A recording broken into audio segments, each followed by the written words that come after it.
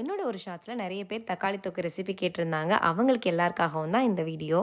ஒரு medium size வெங்காயம் எடுத்தீங்கன்னா 3 தக்காளி சேர்க்கணும். நான் இங்கே பெரிய சைஸ் வெங்காயம் எடுத்திருக்கேன். அதனால் மொத்தம் 6 தக்காளி சேர்த்துருக்கேன். கூடவே பச்சை மிளகாய், கருவேப்பிலை, இஞ்சி பூண்டு பேஸ்ட்டும் அரைச்சி வச்சுக்கணும். கடாயில் எண்ணெய் விட்டு சோம்பு, சீரகம் அது பொடிஞ்சதுக்கப்புறம் பச்சை மிளகாவும் கருவேப்பிலையும் சேர்க்கணும். தக்காளி தொக்கு பண்ணும்போது எப்போதுமே எண்ணெய் கொஞ்சம் தாராளமாக சேர்க்கணும். அப்போ தான் அது டேஸ்ட் நல்லாயிருக்கும். ஆனியன் சேர்த்து மீடியம் ஃப்ளேமில் வச்சு நல்லா பொன்னிறமாக ஆகிற வரைக்கும் நல்லா வதக்கி விடணும்.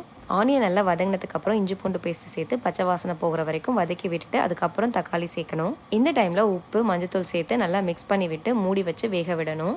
அடிக்கடி மூடி ஓப்பன் பண்ணி மிக்ஸ் பண்ணி விட்டுட்டே இருக்கணும். தக்காளி பாதி குக்கானதுக்கப்புறம் மசாலா சேர்த்துக்கலாம். மல்லித்தூள் 2 ஸ்பூன், மிளகாத்தூள் 1 ஸ்பூன், குழம்பு மசாலா 1 ஸ்பூன் எல்லாத்தையும் மிக்ஸ் பண்ணி விட்டு மூடி போட்டு வச்சிடணும். அப்போவுமே அடிக்கடி ஓப்பன் பண்ணி மிக்ஸ் பண்ணி விட்டுட்டே இருந்தோம்னா ஃபைனலாக எல்லாமே எண்ணெய் பிரிஞ்சு சூப்பராக குக் ஆகிருக்கும். எந்த அளவுக்கு தக்காளி வேகுதோ அந்தளவுக்கு நமக்கு டேஸ்ட் கிடைக்கும். நீங்களும் ட்ரை பண்ணி பார்த்துட்டு கமெண்ட் பண்ணுங்கள்.